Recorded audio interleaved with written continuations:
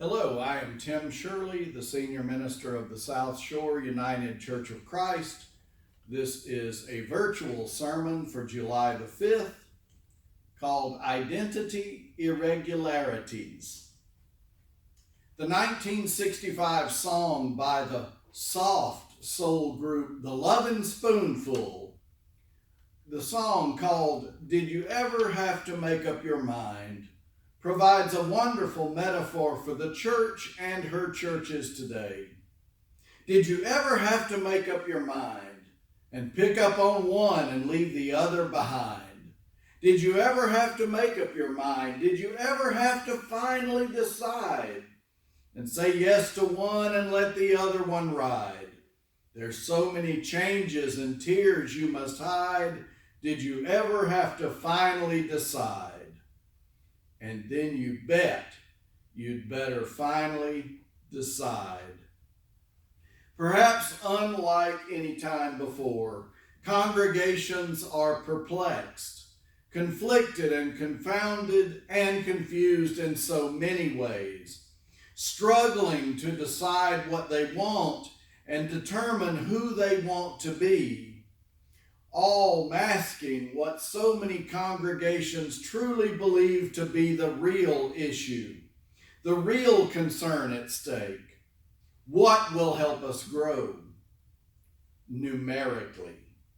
After all, success is always measured in numbers. Let's just cut to the chase and name that. After all, putting butts in pews, preferably with deep pockets, seems to have become priority one among church obsessions. Ironically, even as more and more people leave steeple life behind, becoming members of what John Shelby Spong calls the church's Alumni Association. If we could just increase our tribe, it would solve all our problems. They would all go away. The argument goes, if it attracts new members, then it is all well and good, no matter its social or theological efficacy, legitimacy, or integrity. Don't knock success. If you can't beat them, join them. It is a deafening defense mechanism, silencing all critics. At the center of these conversations is the proverbial elephant in the room, the fear and anxiety that comes from naming identity, the challenge of identity issues. Traditionally, congregations have gone out of their way to try and please everybody, or should I say, pacify, looking to find a middle ground, to embrace the malaise of a moderate ecclesial culture. It is almost a painful thing to watch these kinds of calisthenics. The problem is that the middle is a myth, always has been, and now it is a shrinking, vanishing myth. The official rules no longer apply in our postmodern world, especially though for those who are progressively inclined. And yes, I must confess there was a day when I tried to live in this evasive reality. It did not work for the long term. It never does. Of course, the real issue at stake is the danger of what I like to call dysfunctional diversity. The inability to integrate as a congregation theologically, emotionally, and socially. The challenge of achieving authentic diversity is constant, always a continuing effort. In many ways, it has been sorely misunderstood, as it has frequently failed to be put into practice despite our sincerest efforts and desires to do so. The myth of diversity is that anything goes, that everyone's opinion matters, that every perspective beliefs and values should be affirmed. This church has learned all too well the challenges, the difficulties that come with attempting to naively celebrate diversity. Been there, done that, got the postcard. It ain't an easy thing. Not as easy as it seems, anyway. If we have learned nothing else during this COVID crisis, it is that this is total and complete BS. And the farmer hauled another load away. Today, I want to address some of the hidden but always lurking dynamics that threaten a church's viability, its very survivability, not even thinking in terms of achieving a modicum of success in these trying and unprecedented times. Creating vibrant and vital, relational and relevant churches demands far more intentionality than parroting some benignly and naively misplaced and miscalculated "y'all come" mentality. It takes work, lots of hard work. It takes a cerebral commitment supported by emotional, communal intelligence. No matter what Jesus did, it seemed as if he could never satisfy everybody. Everyone, it seemed, was looking for something different and wanted Jesus to be a religious version of a short order cook who could deliver. Jesus was many things, but one thing is certain. He was no chameleon. He was anything but Gumby, or that failed Olympic figure that never made it on stage at the 1996 Atlanta Olympic Centennial Games, a mascot of which you have probably never heard. It was called What's It? And this creation was mocked and ridiculed as a colossal failure, lampooned as a ginormous dud, a huge flop, never making it out of the developmental stage. What's It never got out of the box.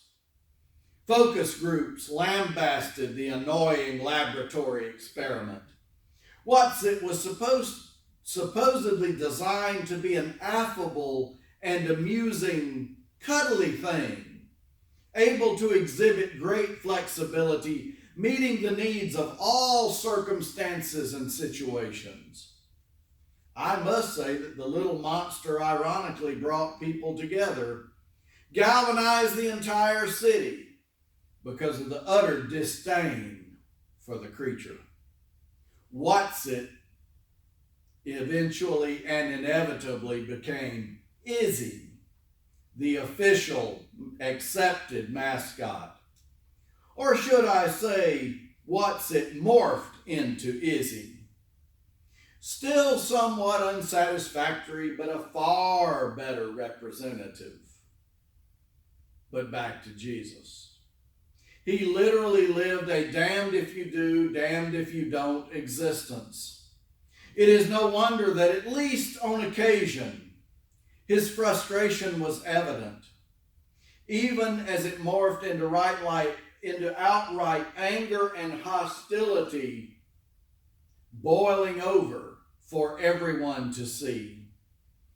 On the rarest occasions, we are privy to what we might call Jesus' alter ego. Instead of the gentle Jesus, meek and mild as the hymn goes, we get to see this polite and well-mannered teacher become enraged and go full postal, expressing his feelings in not so uncertain terms. Yes, we get to see another side of Jesus, up close and personal. Every now and then, the sheep's clothing came off, revealing a very agitated wolf, no doubt shocking all those who witnessed this not so subtle coming unglued version of the Prince of Peace. Today in Matthew's Gospel, as we read of one such event, a reckoning revealing Jesus' boundaries, his limits, and some true feelings, all his rough and raw-edged nerves proudly on display. When we read the larger narrative containing today's lection, we discover that Jesus has been engaging the dire situation involving his cousin John, now in prison and about to lose his head. No wonder Jesus, in his own way, loses his head too. Jesus totally loses his cool. John was also frustrated, but for different reasons, having the audacity to dare and question Jesus' motives and tactics, whether Jesus really was the real deal. John even sent some of his disciples to interrogate Jesus, probably not the most comfortable of conversations, no doubt awkward in every way. Yes, indeed. Jesus then shares with his audience John's virtues, waxing eloquent about what a wonderful and efficient harbinger he had been, even comparing his cousin to the prophet Elijah. Great comparison, glowing reviews. This background sets the stage for what comes next. Jesus suddenly shifting into high gear and getting busy about just where things stood, getting in everybody's face. He says to no one in particular, taking no prisoners in the process, but to what shall I compare this generation? Well, that about covers everybody. He makes an astute observation, pointing out that when John was around and doing his thing, that he refrained from eating and drinking. And so Jesus says, you call this devoted and faithful servant, this loyal spokesperson of God, a madman, a man full of demons. That's no good. That's not right. Then, referred to in the narrative as the Son of Man, Jesus describes himself along with his own modus operandi. He basically says, I, on the other hand, came to party. I eat and drink with you in your homes, and then you turn right around and behind my back and even to my face, call me a glutton and a drunkard, accusing me of being a friend of tax collectors and sinners. That's not good. That's not right. I can imagine Jesus thinking to himself, if not out loud, and as for that tax collectors and sinners thing, well, I resemble that remark. I am indeed their friend and proud of it. Take that and shove it. Once again, Jesus was damned if he did, and damned if he did not. He then proceeds to pronounce a whole lot of judgment on these places where he was not well received, blowing off a goodly amount of steam. You might say he went Old Testament on them. The obvious point he was trying to make to his very fickle and impossible to please critics was that no matter who he was being, he was not going to be accepted. John had clarity of being and was rejected. Jesus had clarity of being and was rejected. Methinks I detect a pattern here. Truth be told, it was this people who lacked clarity of being, who failed to understand, acknowledge, and declare a clear identity for themselves. Using an old saying, they wanted to have it both ways. always convenient because it is situationally satisfactory. It always provides an easy way out, an escape hatch, if you will. And it makes it so easy to blame a scapegoat to boot. The bottom line to creating churches that are vibrant and vital, relational and relevant, always a worthy goal, is the imperative to develop and nurture an authentic identity, an ethos based on genuine integrity and an integrated sense of being always leading to doing. Yes, it is necessary. As with every congregation, this is a church that welcomes everyone. But like all churches, is not a church for everyone. Jesus never presented options when describing his future. Jesus offered one way and one way only, the way of love, hospitable welcome and inclusion. It was the only acceptable way to approach God. There is no other. Exclusive people needed not apply then and certainly need not apply now. There are enough of those people in those churches. They know who they are and are proud of it. So be it. They are legion. They are everywhere. In seeking to live the tenets of the gospel, it is always about the way of Jesus. It is his way, not ours. If congregations do not do the intentional work of determining who they are and what they aspire to be, they will waft in the wind rather than be led by the still speaking Spirit. They will zig and zag and make rash, reactively based, spur-of-the-moment, willy-nilly, spontaneous decisions rather than those based in reflective discernment that is measured, thoughtfully conceived, planned, and implemented. Decisions will be made for these churches if they do not proactively make them for themselves. In the final analysis, the results are never pretty when decisions are reactively based on the whims of the moment, driven by a usually sloppy, haphazard, randomly formulated, miscellaneous hodgepodge of unvetted information.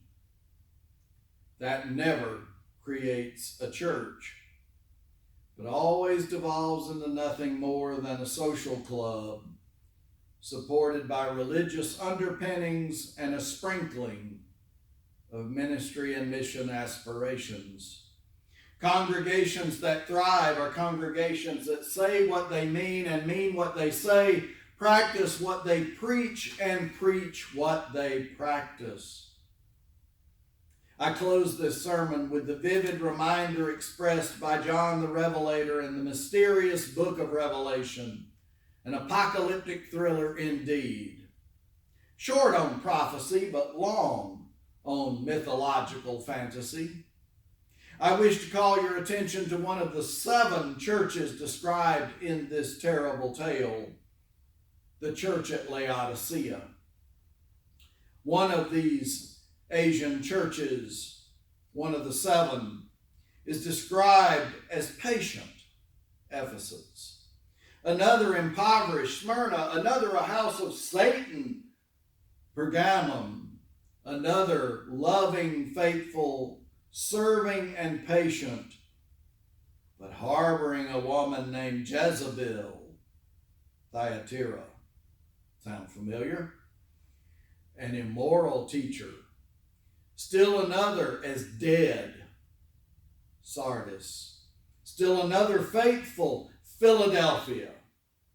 And finally, Laodicea, singled out as a lukewarm, bland, and blasé mess. The writer derogatorily declares, I know your works, you are neither cold nor hot. Would that you were cold or hot. So because you were lukewarm and neither cold nor hot, I am beginning to sense a theme here. I will spew you out of my mouth.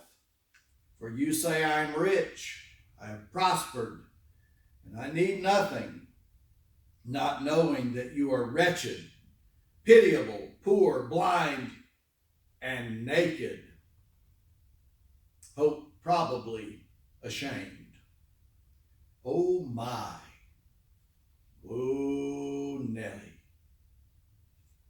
My take on this text is that the Laodicean congregation failed to have any substantive identity, no identifiable ethos, that it basically stood for nothing other than being an ecclesial outpost that served as a gathering place, a halfway house for a drifting and inconsequential body of believers.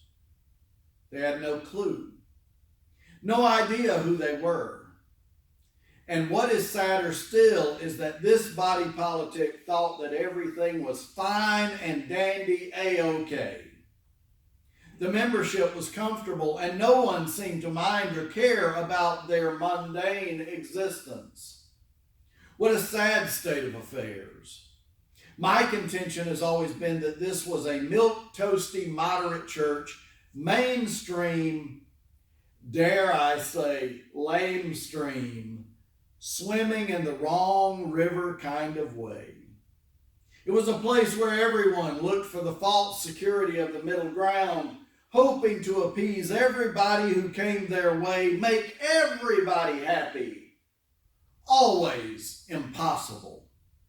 Stand for nothing, be nothing, do little.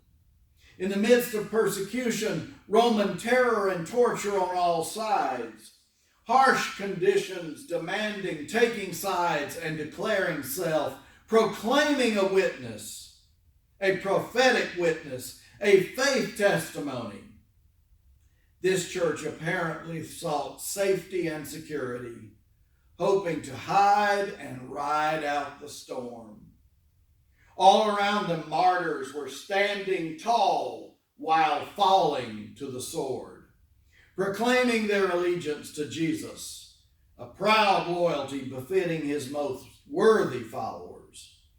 Now was not a time for cowardice, but a cross. No time to fly under the radar singing Kumbaya. The unknown revelatory writer is demonstrative in judging this group of believers, condemning them for their acquiescence, their lack of courage and resolve, their wilting and withering demeanor. Then as now, there is no time for equivocation, to blend against a wall of bland and boring mediocrity. The time is always now to speak a prophetic word, a word of truth, a word of conviction and clarity.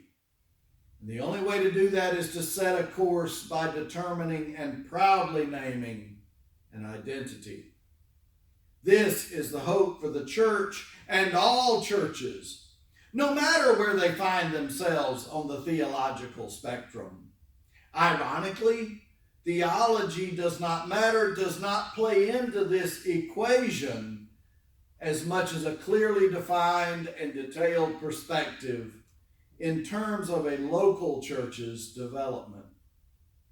For example, at least fundamentalists tend to be honest about who they are and what they believe.